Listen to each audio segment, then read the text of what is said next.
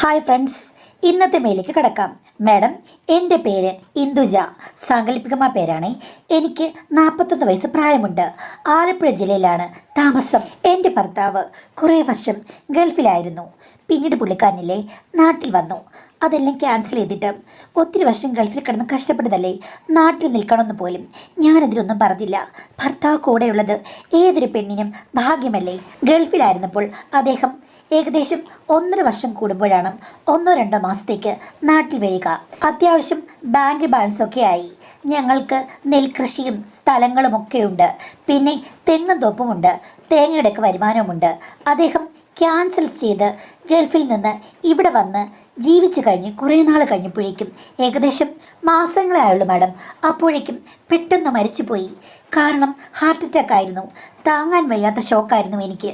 മരിക്കുമ്പോൾ അദ്ദേഹത്തിന് ഏകദേശം 50 വയസ്സ് കഴിഞ്ഞിരുന്നു. ഞങ്ങൾക്ക് ഒരു മകൾ മാത്രമേ ഉള്ളൂ. അവളാണെങ്കിൽ +2 ഒക്കെ കഴിയാറായിരിക്കുകയാണ്. ഞങ്ങൾ താമസിക്കുന്ന വീട് റോഡ് സൈഡിലാണ്. അതിനടുത്ത് ഒരു വീട് കൂടിയുണ്ട്. ഈ 2 വീട്ടുകാർക്കും മുറ്റത്ത് വരെ കാർ വരും. തൊട്ടപ്പുറത്തെ വീട്ടിലും ഒരു ഗൾഫ് ഫാമിലിയാണുള്ളത്. പക്ഷേ അവിടെ ഭാര്യയും മകളുമാണ് ഗൾഫിൽ, ഭർത്താവ് നാട്ടിലാണ്. അവരുടെ സ്വത്തുക്കളും വകകളും എല്ലാം നോക്കി നടത്തി പുള്ളിക്കാരൻ വീട്ടിലെ ഹസ്ബൻഡായി കഴിയുകയാണ്. ഞങ്ങളുടെ വീട്ടിൽ നേരെ തിരിച്ചും.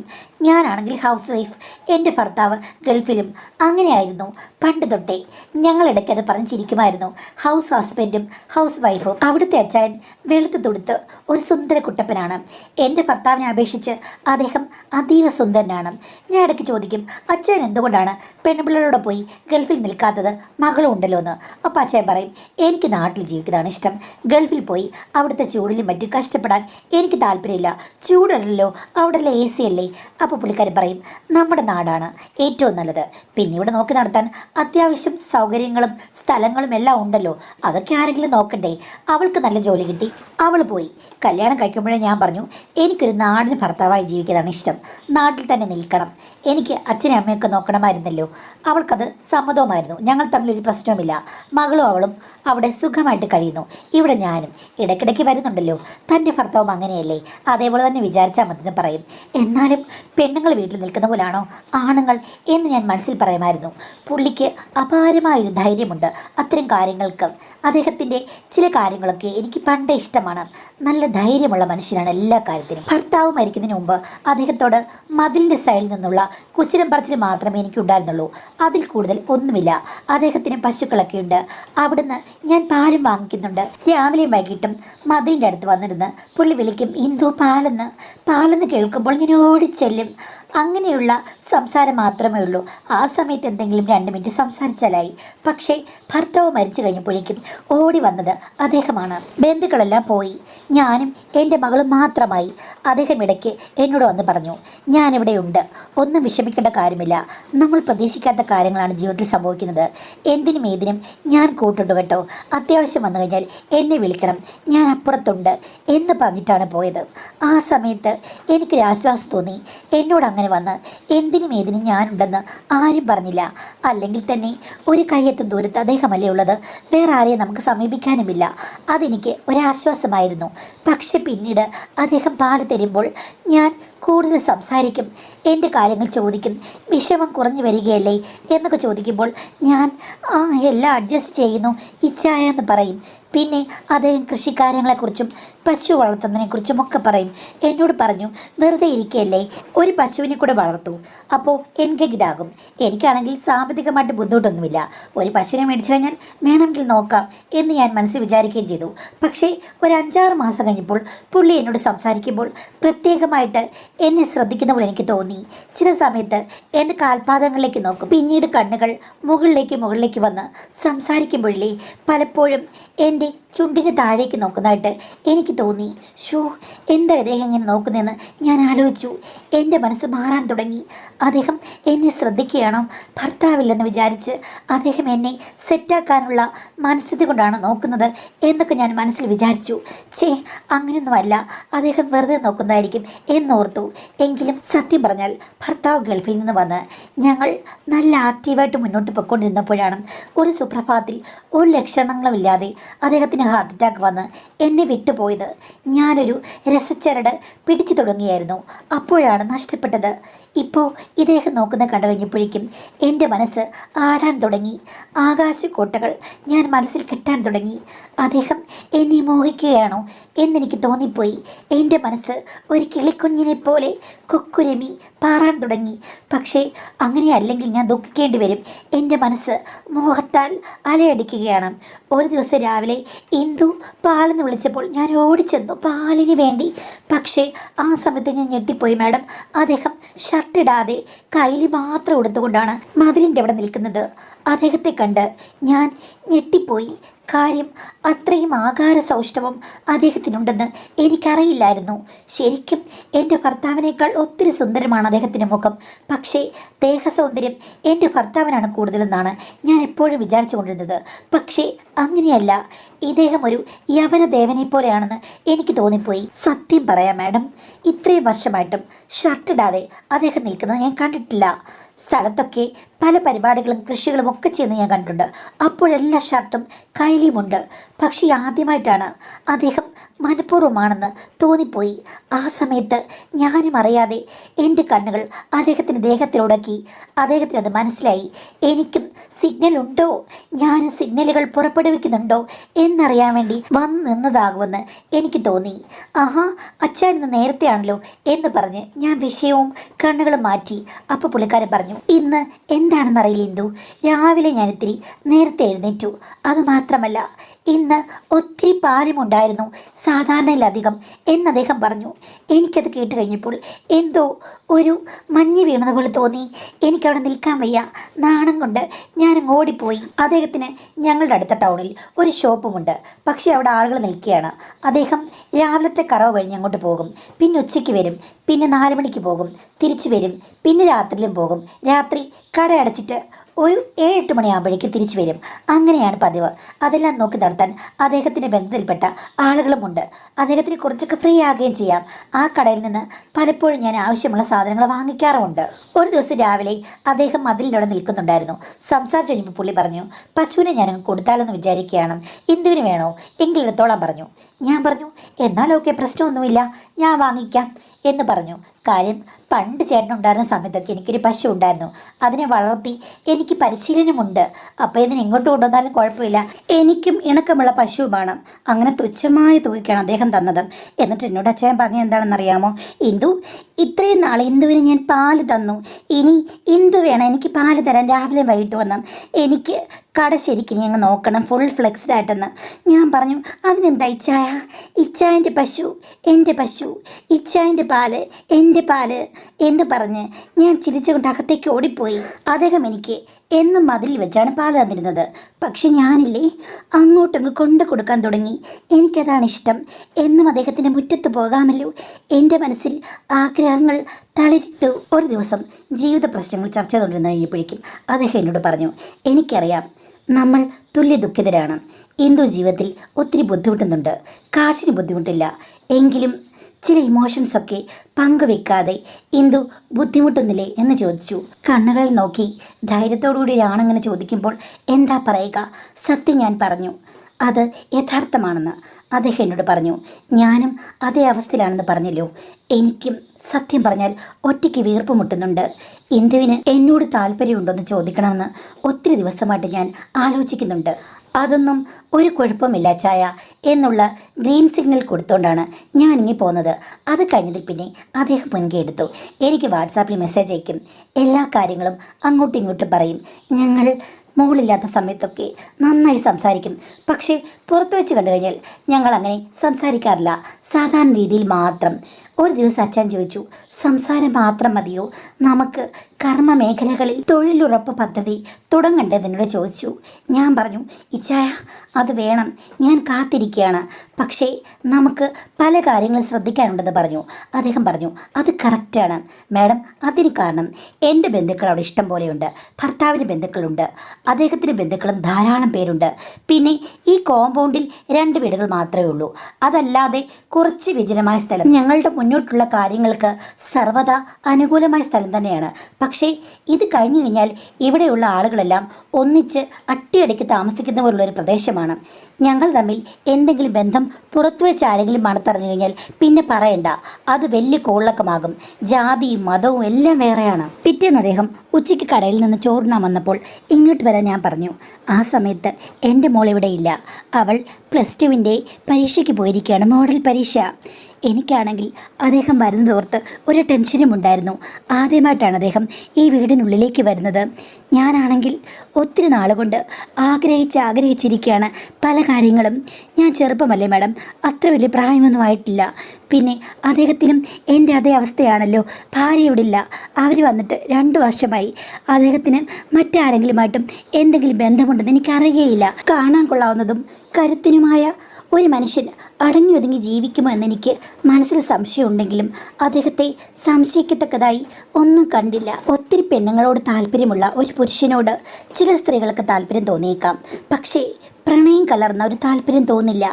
നമുക്ക് മാത്രം സ്വന്തം എന്ന് ഏതെങ്കിലും ഒരു ഭാഗത്ത് തോന്നിയെങ്കിലല്ലേ നല്ലൊരു സ്നേഹബന്ധം ഉടലെടുക്കൂ. എന്തായാലും അദ്ദേഹം വന്നു. എന്നെ അകത്ത് കയറി കഴിഞ്ഞപ്പോൾ കെട്ടിപ്പിടിച്ചൊന്ന് വട്ടം കറക്കി. എന്നിട്ട് എൻ്റെ ചെവിയിൽ പറഞ്ഞു, പകൽ ഒന്നും വേണ്ട, അത് പ്രശ്നമാണ്. രാത്രിയിൽ നമുക്ക് അറേഞ്ച് ചെയ്യാം, പക്ഷെ അതിന് വമ്പൻ പ്ലാനിങ് വേണം എന്ന് പറഞ്ഞു. എന്ത് പ്ലാനിങ്? എന്നെ മനസ്സിലാക്കിയില്ലേ? ഞാൻ കാത്തിരിക്കുകയല്ലേ എന്നൊക്കെ പറഞ്ഞപ്പോൾ അദ്ദേഹം എന്നെ ഗാഢമായി ആശ്ലേഷിച്ചിട്ട് പറഞ്ഞു, എല്ലാം നമുക്ക് പയ്യെ മതി, പയ്യെ തിന്നാൽ പനിയും തിന്നാം, മോക്കതറിയില്ലേ കുട്ടി എന്ന് പറഞ്ഞ് എന്നെ ചുംബിച്ചിട്ട് അദ്ദേഹം ക്യാഷ്വലായിട്ട് ഇറങ്ങിപ്പോയി. ഞാനാണെങ്കിൽ എന്തോ പോയ അണ്ണാനിപ്പോൾ നിന്നു. ഇന്ന് നടക്കുമെന്ന് ഞാൻ വിചാരിച്ചു, പക്ഷേ നടന്നില്ല. പ്ലാനിങ് ഒത്തിരി വേണമെന്ന് അദ്ദേഹം പറഞ്ഞു. ഒത്തിരി ശ്രദ്ധിക്കണമെന്ന് പറഞ്ഞ് എന്നെ വിളിച്ചപ്പോൾ ഞാൻ പറഞ്ഞു, എന്നാലും ഞാൻ പ്രതീക്ഷിച്ചത് അങ്ങനെയല്ലെന്ന് അദ്ദേഹം പറഞ്ഞു. എല്ലാം ശരിയാകും, പ്ലാനിങ് ഉണ്ട്, കാത്തിരിക്കണം, അവസരമുണ്ട്. നാട്ടുകാരൊക്കെ അറിഞ്ഞു കഴിഞ്ഞാൽ പ്രശ്നമാകും, നമ്മൾ ശ്രദ്ധിക്കണം, ഞാനത് പ്ലാൻ ചെയ്യാം എന്ന് പറഞ്ഞു. അപ്പോൾ എനിക്കൊരു ആശ്വാസം തോന്നി. മകൾ അത് കഴിഞ്ഞ് നേഴ്സിംഗ് അഡ്മിഷൻ കിട്ടിയങ്ങ് പോയി മാഡം. അതുവരെ ശരിക്കും പിന്നീട് പുള്ളിക്കാരൻ ഇങ്ങോട്ട് വന്നില്ല. ഞാനിങ്ങോട്ട് പാല് കൊടുക്കാൻ ചെല്ലുന്നത് മാത്രമേ ഉണ്ടായിരുന്നുള്ളൂ. എങ്കിലും സംസാരമൊക്കെ നല്ല ഹയസ്റ്റ് രീതിയിൽ രാത്രിയിലുണ്ടായിരുന്നു. മോള് പോയി കഴിഞ്ഞപ്പോൾ അദ്ദേഹം പറഞ്ഞു, ഇനി നമുക്ക് പ്ലാനിങ് ചെയ്യാം. എന്ത് പ്ലാനിങ് അയച്ചായ? എത്ര നാളായി ഞാൻ വെയിറ്റ് ചെയ്യുന്നു. എടി നീ ഒന്ന് അടങ്ങ്. നിങ്ങളുടെ അവിടുത്തെ CCTV ക്യാമറ പ്രവർത്തിക്കുന്നുണ്ടോ? ഞാൻ പറഞ്ഞു, അതിപ്പോൾ പ്രവർത്തിക്കുന്നില്ല, കേടാണെന്ന്. അപ്പോൾ അദ്ദേഹം പറഞ്ഞു, അത് നമുക്ക് മുന്നിലേക്ക് ഫോക്കസ് ചെയ്യണം, അത് നല്ല രീതിയിൽ പ്രവർത്തിക്കണം, അതിൻ്റെ മോണിറ്റർ നിൻ്റെ ബെഡ്റൂമിൽ സ്ഥാപിക്കണം എന്ന് പറഞ്ഞു. ഞാൻ ചോദിച്ചാൽ അതെന്തിനാ? എടി, ആരെങ്കിലും നമ്മളുടെ മുറ്റത്തേക്ക് വരുന്നുണ്ടോയെന്ന് അറിയണ്ടേ? കാര്യം നമ്മളെ ആരെങ്കിലും കണ്ടുപിടിക്കാറായി കഴിഞ്ഞാൽ എനിക്ക് പുറകുവശത്തോട്ട് ശ്രദ്ധിക്കാം. പുറകുവശത്ത് നമുക്ക് ക്യാമറ വെക്കേണ്ട, കാര്യം അതുവഴി ആരും വരില്ല. എനിക്കാണെങ്കിൽ രാത്രി മതിലിൻ്റെ അവിടുന്ന് അങ്ങോട്ട് ഇറങ്ങാൻ എളുപ്പമാണ്. എന്തായാലും ആരും പുറവശമൊന്നും വരാത്തതുകൊണ്ട് മുൻവശത്ത് ക്യാമറ വെച്ച് മോണിറ്റർ ചെയ്താൽ മതിയെന്ന് പറഞ്ഞു. അത് കേട്ട് കഴിഞ്ഞപ്പോൾ എനിക്കും തോന്നി, അദ്ദേഹം ഇത്തരം കാര്യങ്ങൾ ഒത്തിരി ശ്രദ്ധിക്കുന്ന മനുഷ്യനാണ്, അല്ലാതെ എടുത്തു ചാടുന്ന ആളല്ല. അങ്ങനെ പുള്ളിക്കാരൻ തന്നെയാണ് ക്യാമറ ഫിറ്റ് ചെയ്യാനെല്ലാം എന്നെ സഹായിച്ചത്. അതുമാത്രമല്ല, പുറത്തു വെച്ച് ഞങ്ങൾ കണ്ടു കഴിഞ്ഞാൽ മിണ്ടുകയോ ആവശ്യമില്ലാത്ത ഒരു ചലനങ്ങളും ഇല്ലെങ്കിൽ പോലും ബാക്കിയുള്ള എൻ്റെ എല്ലാ കാര്യങ്ങൾക്കും അദ്ദേഹം ഫോൺ വിളിച്ച് ചോദിക്കും, എന്നെ സപ്പോർട്ട് ചെയ്യും. മാനസികമായിട്ട് ഒത്തിരി കാര്യങ്ങളിൽ എന്നെ വിജയിപ്പിച്ചെടുക്കാൻ അദ്ദേഹത്തിന് കഴിഞ്ഞു. അതുകൊണ്ട് തന്നെ എനിക്ക് അദ്ദേഹമുള്ളത് ഒരു വമ്പൻ ഉപകാരമായിരുന്നു മാഡം. എൻ്റെ മനസ്സ് മാറിത്തുടങ്ങി. ഞാൻ വിഷാദത്തിൽ നിന്നും സന്തോഷത്തിലേക്ക് കരകയറി. ഇനി പൂക്കുരവയും പൂക്കുമ്മിയും തുടങ്ങിയാൽ മതി. അങ്ങനെ എല്ലാ സേഫ്റ്റിയും നോക്കിയ ശേഷം അദ്ദേഹം പറഞ്ഞു, നാളെ ഞാൻ അങ്ങോട്ട് വരുന്നുണ്ട്, രാത്രി 10 മണിക്കെന്ന്. ഞാൻ പറഞ്ഞു, അതിനു മുമ്പ് വരണം, അത്താഴം ഞാൻ ഒരുക്കി വെക്കാമെന്ന്. പുള്ളി പറഞ്ഞു, ശരി എങ്കിൽ അങ്ങനെയാകട്ടെ എന്ന് പറഞ്ഞു. അന്ന് ഉച്ചയ്ക്ക് വന്നപ്പോൾ മതിലിൻ്റെ അവിടെ നിന്ന് എനിക്കൊരു കവർ തന്നു. ഞാനത് വീട്ടിൽ കൊണ്ടുവന്ന് തുറന്നു നോക്കിയപ്പോഴില്ലേ മാഡം, തൊങ്ങൽ പിടിപ്പിച്ച വള്ളി പോലെയുള്ള ചില അടിയുടുപ്പുകൾ. താഴെയുള്ളത് എന്തോ ഒരു വള്ളി പോലെ ഞാൻ കണ്ടിട്ടുണ്ട് ചില വീഡിയോകളിൽ. അതൊക്കെ ഇവിടെ കിട്ടുമായിരുന്നോ? മുകളിലുള്ളത് എന്തായത്? മീൻ വലയോ? എന്താ ഇച്ചായ ഇതെന്ന് ചോദിച്ചു കഴിഞ്ഞപ്പോൾ ഇച്ചായൻ പറഞ്ഞു, എടി, പുതിയൊരു ജീവിതം തുടങ്ങുമ്പോൾ പുതുമയാർന്ന് പൂത്തുളഞ്ഞ് നിൽക്കണ്ടേ? നമ്മൾ രണ്ടുപേരും മാത്രമല്ലേ ഉള്ളൂ, നീ ഏറ്റവും സുന്ദരിയായി നിൽക്കണം എന്ന് പറഞ്ഞു. അത് കേട്ട് കഴിഞ്ഞപ്പോഴേക്കും എനിക്കറിയില്ല, എൻ്റെ തലയിലെ കിളികൾ പറന്നുപോയി. നാളെ ഇനി കിളി വരുന്നത് വരെ ഞാൻ കാത്തിരിക്കേണ്ടി വരും. അന്നൊരു 8 മണിയാകുന്നതിന് മുമ്പ് തന്നെ കുളിച്ചൊരുങ്ങി ഞാൻ കാത്തിരുന്നു മാഡം. ഇതെടുത്ത് ധരിക്കുമ്പോൾ എനിക്കാകെ നാണമാവുകയായിരുന്നു. ഇതെന്താണ്, ഞാൻ സിനിമാ നടിയോ വല്ലതാണോ? വന്നു കയറി കഴിഞ്ഞപ്പോൾ ഞാൻ നൈറ്റ് ഇട്ടുകൊണ്ടാണ് നിന്നിരുന്നത്. പക്ഷേ മാഡം, ഇത്തിരി കഴിഞ്ഞപ്പോൾ അദ്ദേഹം പറഞ്ഞു, കഥക് മുൻവശത്തെയും പുറവശത്തെയും അടച്ചല്ലോന്ന്. ഞാൻ പറഞ്ഞു, അടച്ചു. എങ്കിൽ പിന്നെ ഞാൻ കൊണ്ടുവന്ന ആ 2 പീസ് മാത്രം മതി നിനക്കെന്ന് പറഞ്ഞു. ഇച്ചായ, ആഹാരം കഴിച്ചിട്ട് പോരെ എന്ന് ചോദിച്ചപ്പോൾ അദ്ദേഹം പറഞ്ഞു, വേണ്ട, ഇപ്പം തന്നെ വേണമെന്ന് പറഞ്ഞു. അപ്പോൾ പിന്നെ അദ്ദേഹം പറഞ്ഞത് അനുസരിക്കാതെ പറ്റില്ലല്ലോ. ഇപ്പം നിന്നെ കണ്ടു കഴിഞ്ഞാൽ സിനിമയിലൊക്കെ വരുന്ന അമേരിക്കയിലെ ബാർഗേളിനെ പോലെ ഉണ്ടെന്ന് പറഞ്ഞു. ആഹാ, അപ്പം ഇച്ചായൻ എന്നെക്കുറിച്ച് അങ്ങനെയാണ് വിചാരിച്ചിരിക്കുന്നത് എന്ന് പറഞ്ഞപ്പോൾ അദ്ദേഹം പറഞ്ഞു, ഈ സമയത്ത് അങ്ങനെ വിചാരിക്കുന്നതാണ് നല്ലത്. നീ ഒരു ഹോളിവുഡ് നടിയാണെന്ന്, അതുകൊണ്ട് നമുക്കിടയിലുള്ള ഊർജം കൂടുകയുള്ളൂ മോളെ എന്ന് പറഞ്ഞു. അച്ചായൻ പറഞ്ഞ രീതിയിൽ നിന്ന് വിളമ്പിക്കൊടുത്തപ്പോൾ അദ്ദേഹം ചില കുസൃതികൾ കാണിച്ചു. എനിക്കത് ഒത്തിരി ഇഷ്ടപ്പെട്ടു. ആഹാരം കഴിഞ്ഞ് അകത്തേക്ക് നയിച്ചു കഴിഞ്ഞപ്പോഴേക്കും അദ്ദേഹം പറഞ്ഞു, നമുക്കാദ്യം CCTVയുടെ മോണിറ്റർ നോക്കാവുന്ന. അങ്ങനെ അതിൽ നോക്കി കുറേ നേരം ഇരുന്നു. ആരുമില്ല, ഒരു പൂച്ചക്കുഞ്ഞു പോലും വരില്ല. ഇന്ദുവിന് ഏറ്റവും ഇഷ്ടം എന്താണെന്ന് ചോദിച്ചു. ഞാൻ പറഞ്ഞു, എനിക്കറിയില്ല, എൻ്റെ ഭർത്താവിന് ഇതിലൊക്കെ നല്ല താല്പര്യമുണ്ടായിരുന്നു. ആഹാ, അപ്പോൾ ഇന്ദുവിന് വേണ്ടി പുള്ളി ആദ്യം എത്ര മണിക്കൂർ ചിലവാക്കുമെന്ന് പറഞ്ഞു. ഞാൻ പറഞ്ഞു, അരമണിക്കൂറെന്ന്. ചീച്ചിച്ചി, അരമണിക്കൂറൊക്കെ എത്ര കുറവ് സമയമാണ്? മിനിമം 1 മണിക്കൂർ വേണ്ടേ ഭൂതല സംപ്രേഷണം നടത്താൻ എന്നോട് ചോദിച്ചു. ഞാൻ പറഞ്ഞു, ആവോ, എനിക്കൊന്നും അറിയില്ല എന്ന് പറഞ്ഞപ്പോഴേക്കും അദ്ദേഹം പറഞ്ഞു, ഇനിയിപ്പോൾ ഇന്ദു എന്നെ നോക്കിയോ കണ്ണടച്ചോ എങ്ങനെയാണെങ്കിലും കുഴപ്പമില്ല, ഈ സംപ്രേഷണം തുടങ്ങാനും അവസാനിക്കാനും ഇത്തിരി കാലതാമസമെടുക്കും എന്ന് പറഞ്ഞു. എൻ്റെ ഹൃദയം തുടികൊട്ടി. ഇത്രയും നാൾ വെയിറ്റ് എന്ന് പറഞ്ഞ ആള് പക്ഷേ തുടങ്ങിയപ്പോൾ ശരിക്കും ആവേശകരമായിരുന്നു. ഇത്രയും സ്പീഡിൽ എക്സ്പ്രസ് ട്രെയിൻ പോലും പോകില്ല. പക്ഷേ അതെല്ലാം എൻ്റെ നന്മയ്ക്ക് വേണ്ടിയിട്ടാണെന്ന് എനിക്ക് മനസ്സിലായി. എന്നെ കോൺസെൻട്രേറ്റ് ചെയ്ത് മാത്രമാണ് അദ്ദേഹത്തിൻ്റെ ചീറിപ്പായൽ. എന്നോട് പറഞ്ഞു, നിനക്ക് എൻ്റെ കാര്യങ്ങളിൽ എന്തെങ്കിലും കുഴപ്പം തോന്നുകയാണെങ്കിൽ പറയണമെന്ന്. ഞാൻ ഉറക്കെ വിളിച്ച് പറഞ്ഞു, എനിക്ക് ഒരു കുഴപ്പവുമില്ല, എല്ലാം ഇഷ്ടമെന്ന്. ആദ്യം അദ്ദേഹം തേൻകുടങ്ങൾ തേടി അലഞ്ഞു നടക്കുന്ന കാട്ടിലെ വേട്ടക്കാരനായി. പിന്നീട് അദ്ദേഹം കറുത്തിരുണ്ട കായലിൽ മുത്തുകൾക്ക് വേണ്ടി മുങ്ങിത്തപ്പുന്ന മുങ്ങാങ്കുഴിക്കാരനായി. ഇതിനും മാത്രം സൗഭാഗ്യം ഞാൻ എവിടുന്ന് ചെയ്തുവെന്ന് എനിക്കറിയില്ല. എൻ്റെ ഭർത്താവിനേക്കാളൊക്കെ എത്രയോ മികച്ച ആളാണ് അച്ചായൻ. 1 മണിക്കൂർ കഴിയാറായപ്പോഴും അദ്ദേഹം പര്യവേഷണം നിർത്തുന്നുണ്ടായിരുന്നില്ല. ഞാൻ പറഞ്ഞു, ഇനിയിപ്പോൾ ആമുഖം മതി, നമുക്ക് പ്രധാന ചാപ്റ്ററിലേക്ക് കടക്കാവുന്ന. അദ്ദേഹം പറഞ്ഞു, ഇതിനാണ് ഞാൻ കാത്തിരുന്നത്. സ്ത്രീകളാണ് പറയേണ്ടത് എവിടെ നിർത്തണം, എവിടെ തുടങ്ങണം, എവിടെ മതി എന്നുള്ളത്. ഇനിയിപ്പോൾ എനിക്ക് ആദ്യത്തെ ചാപ്റ്ററിലേക്ക് കടക്കാമെന്ന് ചോദിച്ചു. ഞാൻ പറഞ്ഞു, ചാപ്റ്ററിലേക്ക് കടക്കണം, ഖനന പ്രദേശമാകെ ഖനനം നടത്താൻ തയ്യാറായിരിക്കുകയാണ് എന്ന് ഞാൻ പറഞ്ഞു. അദ്ദേഹം എന്നെ നോക്കി ചിരിച്ചിട്ട് പറഞ്ഞു, അതെനിക്ക് അരമണിക്കൂർ മുമ്പേ മനസ്സിലായെന്ന്. ഞാൻ പറഞ്ഞു, കാണുവാൻ മോഹം, ഒന്ന് കാണുവാൻ മോഹം, എന്നും കാണുവാൻ മോഹം എന്ന് പറഞ്ഞു. അദ്ദേഹത്തിന് കാര്യം മനസ്സിലായി. അദ്ദേഹം സരിഗമപ പാടുന്നതിന് മുമ്പ് തന്നെ സ്റ്റേജ് ഓപ്പൺ ചെയ്തത് ഞാനാണ്. ഞാനപ്പോൾ പറഞ്ഞു, ഇനിയിപ്പോൾ കച്ചേരി പാടാൻ ഞാൻ വിടില്ല എന്ന് പറഞ്ഞു. അദ്ദേഹം എതിർക്കാൻ ശ്രമിച്ചെങ്കിലും ഞാനല്ലേ മിടുക്കി. എത്ര കച്ചേരികൾ ഇതിനു മുമ്പ് ഭർത്താവും ഒന്നിച്ച് ഞാൻ പാടിയിരിക്കുന്നു. ഇപ്പോൾ എനിക്ക് പുതുമയുള്ളൊരു സ്റ്റേജ് കിട്ടിയിരിക്കുകയാണ്. അവിടെ ഞാൻ കച്ചേരി നടക്കില്ലേ? ഞാൻ പെട്ടെന്ന് തന്നെ അന്തം വിട്ടുപോയി മാഡം. എൻ്റെ ഹസ്ബൻഡ് എത്രത്തോളം ചെറുതാണ്, എൻ്റെ ജീവിതത്തിൽ നടന്നതൊക്കെ എത്രത്തോളം ചെറിയ സംഭവങ്ങളാണെന്ന് എനിക്ക് തോന്നിപ്പോയി. ഇതെൻ്റെ സൗഭാഗ്യ താരോദയമാണെന്ന് എനിക്ക് തോന്നിപ്പോയി. CCTVയിലേക്ക് ഇടയ്ക്കിടയ്ക്ക് ഞങ്ങൾ നോക്കുന്നുണ്ടായിരുന്നു. ഒരു ശ്രദ്ധ വേണമല്ലോ. അങ്ങനെ ഞാൻ പിന്നീട് കച്ചേരി അങ്ങ് തുടങ്ങി. അദ്ദേഹം വേണ്ടാന്ന് പറഞ്ഞെങ്കിലും 1 മണിക്കൂർ കച്ചേരി നടത്താൻ മാത്രം പ്രാക്ടീസ് ചെയ്തവളായിരുന്നു ഞാൻ. പിന്നീട് അദ്ദേഹം എന്നെ നിർബന്ധിച്ചു, വേണ്ട, പ്രധാനപ്പെട്ട രാഗം നമുക്ക് തുടങ്ങണ്ടേന്ന്. അപ്പോഴാണ് ഞാൻ വെറുതെ വിട്ടത്. ഇങ്ങനെയൊക്കെയാണെങ്കിലും ഞാൻ ആദ്യം വിചാരിച്ച എന്താണെന്ന് അറിയാമോ? എനിക്ക് എക്സ്പീരിയൻസ് ഉള്ളതല്ലേ, ഒരു പ്രശ്നവുമില്ലെന്നാണ്. പക്ഷേ ഈ പ്രശ്നം ഇത്തിരി ഗുരുതരമായ പ്രശ്നമായിരുന്നു. ഞാൻ ആദ്യം അലറിക്കരയേണ്ടി വന്നു. പക്ഷേ അച്ചായൻ എങ്ങും നോക്കാതെ ഒരു സ്റ്റോപ്പിൽ നിർത്താതെ മുന്നോട്ട് പോയിക്കൊണ്ടിരുന്നു. മാഡം, അത് 1 മണിക്കൂറിൽ കൂടുതലായി കഴിഞ്ഞപ്പോഴേക്കും എനിക്ക് മനസ്സിലായി അദ്ദേഹം എൻ്റെ ഗന്ധർവനാണെന്നും. അന്ന് ആ ദിവസം 3 വട്ടം ഞങ്ങൾ വട്ടമേശ സമ്മേളനം നടത്തി. പക്ഷേ ആ നിമിഷം ഞാൻ മറന്നുപോയൊരു കാര്യമുണ്ട്. എനിക്ക് നിർത്തിയില്ലായിരുന്നു. ഒരു കുട്ടിയല്ലേ ഉള്ളൂ. അതുകൊണ്ട് ഹസ്ബൻഡ് എന്നോട് പറഞ്ഞത് ഇനിയും ചാൻസ് ഉണ്ടെന്നാണ്. അതുകൊണ്ട് ഞങ്ങൾ സുരക്ഷകളൊക്കെ നോക്കിയിരുന്നു. പക്ഷേ ഇവിടെ അതൊന്നും നടന്നില്ല. അത് കഴിഞ്ഞപ്പോൾ എനിക്ക് ടെൻഷനായിരുന്നു, വലിയ പ്രശ്നം ഉണ്ടാകുമെന്ന്. പക്ഷേ ഒന്നും ഉണ്ടായില്ല.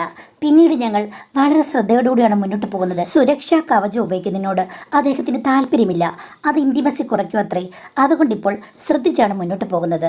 മാഡം, അകത്ത് നിക്ഷേപിക്കുന്ന ചില മാർഗങ്ങളുണ്ടല്ലോ, നിരോധന മാർഗങ്ങൾ, അതിലൊന്ന് തിരഞ്ഞെടുക്കണമെന്ന് എനിക്ക് ആഗ്രഹമുണ്ട്. പക്ഷേ ഇതുവരെയും അതിന് തുനിഞ്ഞിറങ്ങിയിട്ടില്ല. പിന്നെ മാഡം, ഇപ്പോഴും ഞങ്ങൾ ആഴ്ചയിൽ 4 ദിവസങ്ങളെങ്കിലും കാണാറുണ്ട്.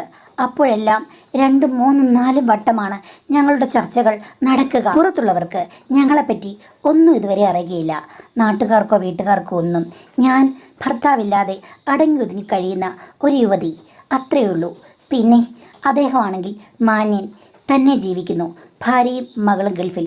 അത്രമാത്രമേ ആളുകൾക്കറിയൂ. പുറത്തു വെച്ച് കാണുമ്പോൾ ഞങ്ങൾ തമ്മിൽ സാധാരണ മിണ്ടാറ് പോലുമില്ല. പിന്നെ അദ്ദേഹത്തിൻ്റെ സപ്പോർട്ട് മാനസികമായിട്ടും എല്ലാ രീതിയിലും എനിക്കുണ്ട്. എന്നെ എല്ലാ കാര്യങ്ങൾക്കും പ്രോത്സാഹിപ്പിക്കുന്നത് അദ്ദേഹമാണ്. ഒത്തിരി സഹായങ്ങളുണ്ട്. പണത്തിൻ്റെ സഹായം ആവശ്യമില്ല എങ്കിലും അദ്ദേഹം എനിക്ക് വേണ്ട സാധനങ്ങളെല്ലാം വാങ്ങിത്തരും. വീട്ടു സാധനങ്ങൾ പോലും. വേറെ പ്രശ്നങ്ങളൊന്നുമില്ല. എൻ്റെ വിവാഹ ജീവിതത്തേക്കാൾ ഏറ്റവും നല്ല ജീവിതമാണ് എനിക്ക് കിട്ടിയിരിക്കുന്നത്. പക്ഷേ ഞങ്ങൾക്ക് 2 പേർക്കും ഈ സിറ്റുവേഷനാണ്. വിവാഹം കഴിക്കാൻ പറ്റില്ല. വീട്ടുകാരോ നാട്ടുകാരോ അറിഞ്ഞു കഴിഞ്ഞാൽ വലിയ പ്രശ്നങ്ങളായിരിക്കും ഉണ്ടാകുക. അങ്ങേരുടെയും എൻ്റെയും കുടുംബത്തിൽ പ്രശ്നങ്ങളും ഉണ്ടാകും. പിന്നെ മാഡം, എത്രയൊക്കെയാണെന്ന് പറഞ്ഞാലും എൻ്റെ വിവാഹ ജീവിതത്തേക്കാൾ മെച്ചമായ നല്ല മാനസികമായ അടുപ്പമാണ് അദ്ദേഹവുമായിട്ടുള്ളത്. ഇത്രയും റിലാക്സ്ഡ് ആയിട്ട്, ഇത്രയും പരസ്പരം മനസ്സിലാക്കുന്ന, ഇത്രയും പൊരുത്തപ്പെടുന്ന, ഇത്രയും അധികം കാര്യങ്ങൾ ചർച്ച ചെയ്ത് അങ്ങോട്ടും ഇങ്ങോട്ടും എല്ലാ കാര്യങ്ങൾക്കും പറഞ്ഞ് അണ്ടർസ്റ്റാൻഡിങ്ങിൽ പോകുന്ന ഒരു ബന്ധം വേറെ ഉണ്ടായിട്ടില്ല. എൻ്റെ ഭർത്താവ് എന്തൊക്കെയോ കാട്ടിക്കൂട്ടിയിട്ടുണ്ട്. പക്ഷേ ഇതങ്ങനെയല്ല. ഞങ്ങൾ 2 പേരും ഇഷ്ടങ്ങൾ പറഞ്ഞ് അന്യോന്യം അങ്ങോട്ടും ഇങ്ങോട്ടും ഒത്തിരി സമയം ചെലവഴിക്കുന്നു. ശരിക്കും സ്വർഗീയമായ നിമിഷങ്ങളാണ്. എൻ്റെ ഭർത്താവിൻ്റെ കൂടെ ഉള്ളപ്പോൾ സ്വർഗമാണെന്ന് തോന്നിയിട്ടില്ല. ഒരു പാർക്കിൽ ഉല്ലസിക്കാൻ പോകുന്ന പോലെ തോന്നിയിട്ടുള്ളൂ. ഇതങ്ങനെയല്ല മാഡം. ഏത് സിറ്റുവേഷൻ ആണെങ്കിലും ഞങ്ങൾ തമ്മിൽ സൂപ്പർ ജോഡികളാണ്, സൂപ്പർ സ്നേഹവുമാണ്. യഥാർത്ഥത്തിൽ ഞങ്ങൾ 2 പേരും ഞങ്ങൾക്ക് വേണ്ടി സൃഷ്ടിക്കപ്പെട്ട ആൾക്കാരാണെന്ന് തോന്നിപ്പോകുന്നു. ഇത്രയും ഹൃദയത്തിൻ്റെ അടുപ്പമൊന്നും അദ്ദേഹത്തിന് ഭാര്യയോടില്ല. എനിക്കെൻ്റെ ഭർത്താവിനോടുമില്ലായിരുന്നു. ഇങ്ങനെയൊക്കെയാണെങ്കിലും ഈ ബന്ധം ചിലപ്പോൾ കുഴപ്പങ്ങൾ ഉണ്ടാക്കുമല്ലോ എന്ന് ഞാൻ ആലോചിക്കാറുണ്ട്. എന്നാലും മാഡം എൻ്റെ അഭിപ്രായം പറയണം. 2 വ്യക്തികൾ തമ്മിൽ ഇത്രയും അധികം സ്നേഹിച്ച് ഇത്രയും അധികം നല്ല ഇഴയെടുപ്പമുണ്ട് എന്ന് വിചാരിക്കുമ്പോൾ അത് നിർത്താൻ പറ്റുമോ മാഡം? അത് തുടർന്ന് കൊണ്ടുപോകുന്നതിൽ തെറ്റുണ്ടോ മാഡം? മാഡത്തിൻ്റെ അഭിപ്രായ നിർദ്ദേശങ്ങൾക്ക് വേണ്ടി കാതോർക്കുന്നു എന്നാണ് പറഞ്ഞിട്ടുള്ളത്. അപ്പോൾ നമുക്ക് എല്ലാവർക്കും വരെ കുറ്റം പറയാമെങ്കിലും ഇതിനകത്തൊരു സത്യമുണ്ട്. കാരണം നമ്മളുടെ ഭർത്താവോ ഭാര്യയോ ആയിരിക്കണം എന്നില്ല നമ്മളുടെ ജീവിതത്തിലെ ഏറ്റവും നല്ല നമുക്ക് ചേർന്ന പാർട്ട്ണർ. കാര്യം നമുക്കിപ്പോൾ ഒരാളെ മാത്രമേ അറിയുള്ളൂ വിവാഹ ജീവിതം കഴിയുമ്പോഴേക്കും. അപ്പോൾ അവർ 2 പേരും കൂടെ അഡ്ജസ്റ്റ് ചെയ്ത് പോകുന്നു. അല്ലെങ്കിൽ ചിലപ്പോൾ നമ്മുടെ ഭാര്യ ഭർത്താവോ ഏറ്റവും മികച്ചതായിരിക്കാം, ചിലപ്പോൾ അല്ലാതെയുമായിരിക്കാം. രണ്ടാമതൊരു അനുഭവം ഉണ്ടായിക്കഴിയുമ്പോൾ, അല്ലെങ്കിൽ മൂന്നാമതൊരു അനുഭവം ഉണ്ടായിക്കഴിയുമ്പോൾ, അല്ലെങ്കിൽ ഒത്തിരി അനുഭവങ്ങൾ ഉണ്ടാകുന്നവർക്ക് അതിൽ ഒരാൾ മാത്രം പ്രത്യേക ഇഴയടുപ്പം തോന്നാനും സാധ്യതയുണ്ട്. അതായത് മനുഷ്യൻ്റെ മനസ്സ്, അടുപ്പം, ഇതൊന്നും നമ്മളുടെ കയ്യിലല്ല. അതൊക്കെ അടുത്ത് കഴിയുമ്പോൾ മാത്രമേ നിർവചിക്കാൻ പറ്റുകയുള്ളൂ. ചില ബന്ധങ്ങൾ നിർവചിക്കുന്നതിനും അപ്പുറത്തേക്ക് പോകും. മാനസികമായിട്ട് ഒത്തിരി പൊരുത്തം തോന്നും. 2 മനുഷ്യർ തമ്മിലുള്ള വേവ് ലെങ്ത് നമുക്ക് പറഞ്ഞറിയിക്കാൻ പറ്റില്ല. അത് ചിലപ്പോൾ അവർ ഇടപഴകുമ്പോൾ മാത്രമേ മനസ്സിലാക്കുകയുള്ളൂ. അപ്പോൾ സംഭവിച്ചു പോയി. അത് ശരിയാണെന്ന് വെച്ച് കഴിഞ്ഞാൽ എല്ലാവരും ശരിയാണെന്ന് പറയില്ല. എങ്കിലും നിങ്ങൾ അതിന് വേണ്ടിയിട്ട് ഒത്തിരി എഫേർട്ട് എടുത്തിട്ടുണ്ട്. ആളുകൾ അറിയാതിരിക്കാൻ വേണ്ടിയിട്ട് നിങ്ങൾ ഒത്തിരി കാര്യങ്ങൾ നോക്കുന്നു. അതേപോലെ തന്നെ സമയവും കാലവും ഒക്കെ നോക്കി വളരെ വ്യക്തമായി നിശ്ചയിച്ച പെരുമാറ്റങ്ങളാണ് നിങ്ങൾക്കുള്ളത്. അപ്പോൾ ഞാൻ പറഞ്ഞത്, രഹസ്യബന്ധങ്ങൾ ഉണ്ടാകുകയാണെങ്കിൽ അത് നന്നായി രഹസ്യമായി ആരും അറിയാതെ മാനേജ് ചെയ്യേണ്ടത് അവനവൻ്റെ കഴിവാണ്, ഉത്തരവാദിത്വം കൂടിയാണത്. അപ്പം നിങ്ങളത് വളരെ ആലോചിച്ചും കണ്ടും നല്ല രീതിയിൽ മുന്നോട്ട് കൊണ്ടുപോകുന്നതുകൊണ്ട് നിങ്ങളുടെ ബന്ധത്തിൽ അധികം പ്രശ്നങ്ങൾ ഉണ്ടാകില്ല എന്ന് നമുക്ക് വിശ്വസിക്കാം. എങ്കിലും നിങ്ങളുടെ മകളുണ്ട്, അയാളുടെ കുടുംബമുണ്ട്, നിങ്ങൾ തമ്മിൽ നല്ല സ്നേഹമാണ്, പൊരുത്തമാണ്, മനസ്സുകൊണ്ട് ഏറ്റവും അടുപ്പമുള്ളവരാണ് എന്ന് വെച്ചാലും 2 കുടുംബങ്ങളിലും പ്രശ്നങ്ങൾ ഉണ്ടാക്കാതെ നിങ്ങൾ ശ്രദ്ധിക്കണം. ഇനി അഥവാ എന്നെങ്കിലും അത് കണ്ടുപിടിക്കുകയാണെങ്കിൽ അത് നിർത്തേണ്ടി വരും. ആ സമയത്ത് സെൻറ്റിമെൻറ്റ്സ് പറഞ്ഞുകൊണ്ടിരുന്നിട്ട് ദുഃഖിച്ചിട്ട് കാര്യമില്ല. ചിലപ്പോൾ അയാൾ എന്നും നിങ്ങളുടെ കൂടെ കാണില്ല. ഇതെന്തായാലും വേറൊരു ബന്ധമാണ്. അതെപ്പോൾ വേണേലും നഷ്ടപ്പെടാം. നഷ്ടപ്പെട്ടാലും കുഴപ്പമില്ല. പോകുന്നിടം വരെ ഒന്നിച്ച് സ്നേഹിച്ച് ജീവിക്കുക എന്ന് വിചാരിക്കുക. വളരെ പ്രാക്ടിക്കലായിട്ട് തിങ്ക് ചെയ്യുകയാണെങ്കിൽ, അതായത് നിങ്ങൾ ഇതിനെടുക്കുന്ന പ്രിക്കോഷൻസ് പോലെ പ്രാക്ടിക്കലായിട്ട് സ്നേഹബന്ധത്തെയും കാണുകയാണെങ്കിൽ ഇത് പ്രശ്നമില്ലാതെ മുന്നോട്ട് പോകും. മനസ്സുകൊണ്ടും ശരീരം കൊണ്ടും നിങ്ങളുടെ ഭർത്താവ് അദ്ദേഹമാണെങ്കിലും അങ്ങനെയല്ല എന്നുള്ള യഥാർത്ഥവും മനസ്സിലാക്കണം. എപ്പോൾ വേണമെങ്കിലും നഷ്ടപ്പെടാവുന്ന ബന്ധമാണ് എന്നുള്ള ബോധവും വേണം. പിന്നെ ബാക്കിയുള്ള കാര്യങ്ങൾ സുരക്ഷയ്ക്ക് ഗൈനക്കോളജിസ്റ്റിനെ കണ്ടിട്ട് വേണ്ടത് ചെയ്യുക. അതിപ്പോൾ നിങ്ങൾ തനിയെ പോയാലും നടക്കും, പ്രശ്നമൊന്നുമില്ല. അപ്പോൾ ശ്രദ്ധിച്ച് കൈകാര്യം ചെയ്ത് മുന്നോട്ട് പോവുക എന്ന് മാത്രമേ തദവസരത്തിൽ എനിക്ക് പറയാനുള്ളൂ.